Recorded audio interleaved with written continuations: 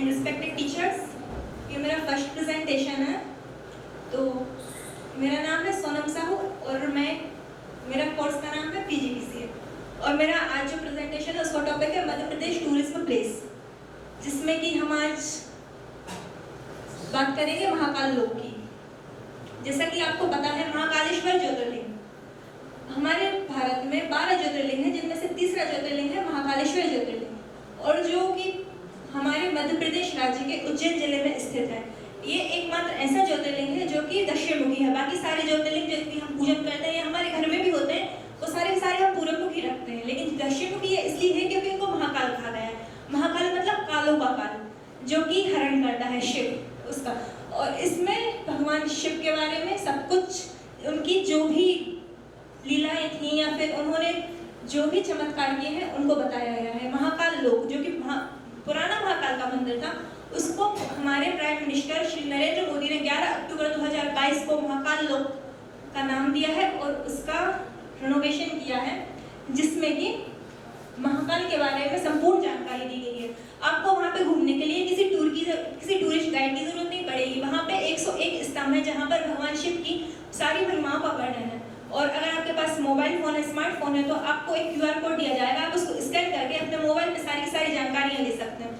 इसके अलावा अगर आपके पास स्मार्टफोन नहीं है तो आपको बहुत ही कम रुपयों में कुछ डिवाइसेस प्रोवाइड की जाएंगी, जिससे कि आप उसके बारे में एक्सप्लेन कर सकते हैं या फिर समझ सकते हैं। ये जो कि उज्जैन में है और ये यहाँ पर बहुत ही पवित्र नदी है जिसका नाम है शिप्रा,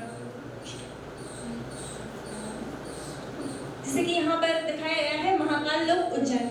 इसको क्रेटर ऑफ मध्य प्रदेश कहा जाता है, मतलब हमारे मध्य प्रदेश का गौरव। मध्य प्रदेश हमारे भारत के बिल्कुल मध्य में स्थित है और इसका गौरव है महाकाल, क्योंकि मध्य प्रदेश अगर हमारे किसी और टूरिज्म प्लेस के लिए ना जाना जाए, लेकिन महाकाल एक ऐसे भगवान है जिनको कि सिर्फ ना कि हमारे मध्य प्रदेश, देश विदेश हर जगह पूजा जाता है। कोई भी व्यक्ति अपना कोई भी शुभ कार्य करने से पहले महाकाल के आगे दर्शन जरूर करता है। ये है महाकाल के श्रृंगार, जिसमें से मैंने सिर्फ कुछ ही सिलेक्ट किए हैं। महाकाल जैसे कि भस्म आरती, कभी आपको महाकाल एक राजा के रूप में दिखेंगे, नहीं तो कभी आपको महाकाल भस्म ओढ़े हुए अघोरी के रूप में दिखाई देंगे। कभी आपको महाकाल गणेश रूप में दिखेंगे, कभी उनको दुग्ध श्रृंगार से सुसज्जित किया जाएगा। जैसे कि नेक्स्ट वाला है, यह है अर्धनारीश्वर, सेकंड नंबर पे जो है अर्धनारीश्वर, मतलब यहाँ पे पंडित जी या फिर भगवान हमें ये संदेश देना चाहते हैं कि पुरुष और नारी अलग अलग नहीं है, दोनों एक ही हैं। भगवान जैसे कि भगवान खुद बता रहे हैं, हमारे यहाँ पे कहा जाता है स्त्री जो है वो पुरुषों से कम है, लेकिन जब भगवान ही इस बात को बता रहे हैं कि अर्धनारीश्वर है, जो नारी है वही पुरुष है, पुरुष है वही नारी है, दोनों समान है, इस बात का संदेश दिया जा रहा है। यहाँ पे आपको बहुत सारे सुंदर सुंदर व्यूज देखने को मिलेंगे, जैसे कि आप देख सकते हैं यहाँ पे कई सारे स्तंभ हैं। भगवान शिव है जो कि अपनी बारात, जो कि पार्वती जी को ब्याहने गए थे, तब वो बारात में भूतों के साथ और नंदी बैल उनके साथ गए थे, उनके साथ कोई सामान्य मनुष्य नहीं थे। उन सबको भी यहाँ पे बताया गया है, बिल्कुल उनकी मूर्तियां 108 स्तंभों पे बनाई गई हैं। और जैसे ये कॉरिडोर है, ये 900 मीटर में फैला हुआ है। यहाँ पे 200 स्टेचू हैं जो कि भगवान शिव और शक्ति को दिखाते हैं। और एक और बात, यहाँ पे महाकाल मंदिर के पास ही थोड़ी ही दूर पे हरसिद्धि माता का मंदिर स्थित है। तो ये इसलिए और खास हो जाता है क्योंकि जब भगवान शिव के 12 ज्योतिर्लिंगों में से एक महाकाल और साथ 51 शक्ति पीठों में से एक माँ शक्ति की उपासना जहाँ पे की जाती है, हरसिद्धि माता मंदिर, वो दोनों एक साथ पूरे भारत में सिर्फ इसी स्थान पर है।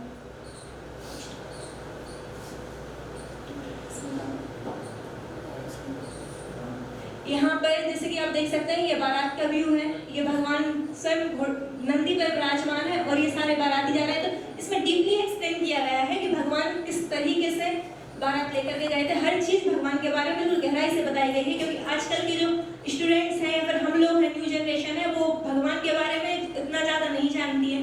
तो यहाँ पर जाने वाले को उनका इतिहास पता चलेगा, कैसा है भगवान, क्या है उनके बारे में। और ये नाइट विजन है, ये शायद पहला ऐसा मंदिर होगा भारत में जो कि नाइट पार्क के रूप में भी है। लेकिन अगर आप कहीं के राजा हैं तो आपको एक बात पता है, यहाँ पर कोई भी मुख्यमंत्री या फिर प्रधानमंत्री रात नहीं गुजार सकते, क्योंकि यहाँ के राजा सिर्फ और सिर्फ महाकाल है। यहाँ पर एक राजा थे, राजा विक्रमादित्य और राजा भोज, वो यहाँ भोजदेव यहाँ की स्थापना की थी, फिर बाद में कुछ मुस्लिम शासकों ने इसको नष्ट कर दिया था, फिर और राजा आए, उन्होंने मराठा साम्राज्य ने इसको पुनर्स्थापित किया। लेकिन उसके बाद शायद ये मिथ्या नहीं है, ये बात सच है कि यहाँ पर जो भी राजा रात बिताता है तो वो शायद सुबह तक जीवित नहीं रह सकता, इसलिए यहाँ पर राजा रात नहीं रुक सकते। बाकी आम लोगों के लिए ये बिल्कुल खुला हुआ है। अब लोग कहते हैं कि मंदिर है, मंदिर भी घूमने लायक है, लेकिन अगर आप ध्यान से देखिए ये बेस्ट टूरिस्ट प्लेस है और साथ में हम हिंदुओं के धार्मिक स्थान, हिंदुओं का ऐसा धार्मिक स्थान है जो कि हमें हमारे इतिहास और हमारी कर्मभूमि से जोड़ता है। एंड हमें जरूर जाना चाहिए, कभी नहीं तो जिंदगी में एक बार तो जरूर जाएं और देखें कि कैसा है, क्या है, भगवान के बारे में है, तो हमें जरूर जाना चाहिए। That's was my presentation. Thanks.